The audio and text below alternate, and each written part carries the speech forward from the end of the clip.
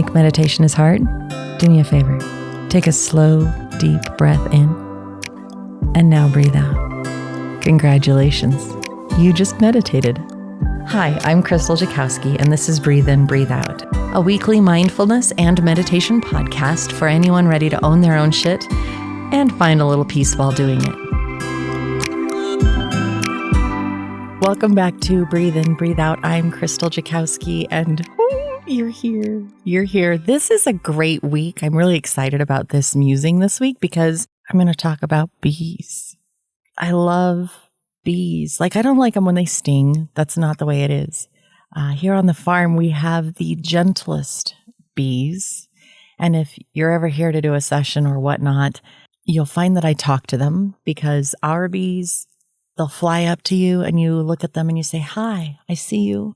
I really don't want you to be around me." And they will leave. They listen to me. And I just love bees. So they're amazing creatures. The way that they all work together for the benefit of the whole it's just inspiring. It fills me with awe, the way that they have this united front. Every bee has their job, and as long as they all do their job and the hive is pulling together, they're going to survive. And not only survive from season to season, but thrive from season to season. They play to their strengths. They create something so versatile and delicious, and yet healing. If you have seasonal allergies, I highly encourage you to find local honey and eat just a little bit of it every day. Because eating that honey will help your body adjust and your allergies will minimize. It's amazing. Now, we have learned so much about bees. As they go through the winter, they clean out, they keep the queen warm, and then they push out all the dead bees, and they have all these new bees being born. And sometimes in the spring, you have to split a hive because if you don't split it, it's too big for its hive, and it might swarm and run away. If you split a hive, then you either have to get a new queen or they create a queen. It's amazing. You have to wrap the hives in the winter to keep them warm. We've learned about health ailments. We've learned about adding supers to make sure that they have space to continue building up. There's so much to this world of these bees that are so important to our world and our ecosystem. Now, my husband has liked to play Can You Find the Queen?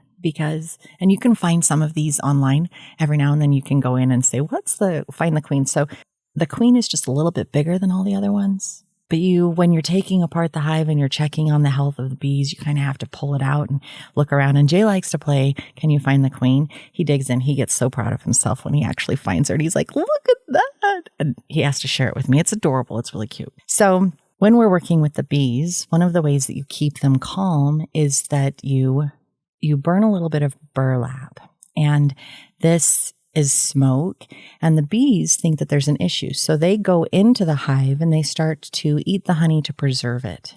And this is just a way to help keep you safe, keep the bees safe, make sure that they're in the hive and not getting smashed or, that nothing is happening. Because we want them to live. We want to encourage them. We want to make sure that the hive is healthy. So you have to have burlap. When it came time to cut burlap, I enthusiastically said, "Heck yeah, I'm going to do that. I have no problem. I'm so excited. I will do this." And you want to cut it into, we had these huge flour sacks, or they were coffee bean bags. And you have to cut it into 2x2 or 3x3 inch little strips. And I was like, I am totally going to do that. I have no problem with doing that. I had a timeline. And so I kind of said, I will do that. I'm going to do it later. And about 2 weeks later, I came across this project and I was like, oh crap, I didn't do that. We're going to be in trouble. I've got to cut that burlap. So first thought was, it doesn't matter. Second thought was, but I told somebody that I would do it. They don't know yet. They don't know that I didn't follow through. They can't really be upset with me. So it doesn't matter. It's fine.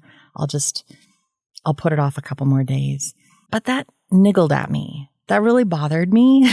So that night, as we watched a Planet Earth film, I decided that I would cut this burlap because I just had to follow through. So I don't know if you've ever cut burlap. It's a bit of a mess. All these little fibers, as you're cutting it, all these little fibers fall out of the burlap and they're all over you. They're all over the floor. They stick static electricity to the scissors. It is a mess. And if you don't have good scissors, I'm going to tell you, your hand will cramp up. You will have indentations on your fingers from the scissors. It's a project. So I curled up on the floor. I had a plastic bag over my lap and on the floor so that it didn't get stuck in the rug that I was cutting on. That way it would catch all the falling fibers. My scissors sucked. They were not good scissors. And it was horrible. It was absolutely horrible. But I finished the first chunk. I had 2 entire burlap bags to cut up. And I finished the first one that evening before calling it a night. And I put it all on the bench so that I would remember that I needed to deal with it the next day. And yet I also felt good that night that I had followed through on the need to deal with this burlap. So the next day I grabbed the burlap and new scissors and I headed into the sunshine out on the lawn so that I could finish my job. And these scissors were so much better. Still not like cutting paper or normal fabric. And yet it was still way better than the night before. And I got about halfway through the bag. And in my mind, I thought, you know what? I could stop right now. I don't really have to finish this. My hands are sore. My forearms are sore. My back is sore from hunching over this. There's so much burlap already in the bag waiting, like the bag is almost overflowing at this point. No one's going to know that I didn't do this whole entire other bag. I could totally just, hide it away and save it for the next time. I don't need to do this. Let's just sneak it by. And then a quote from C.S. Lewis came into my mind. And the quote is this: "Integrity is doing the right thing, even when no one is watching." This thought at this exact moment brought a smile to my face. And then I took pause. How ironic that this kind of a quote would come into my mind right here, right now.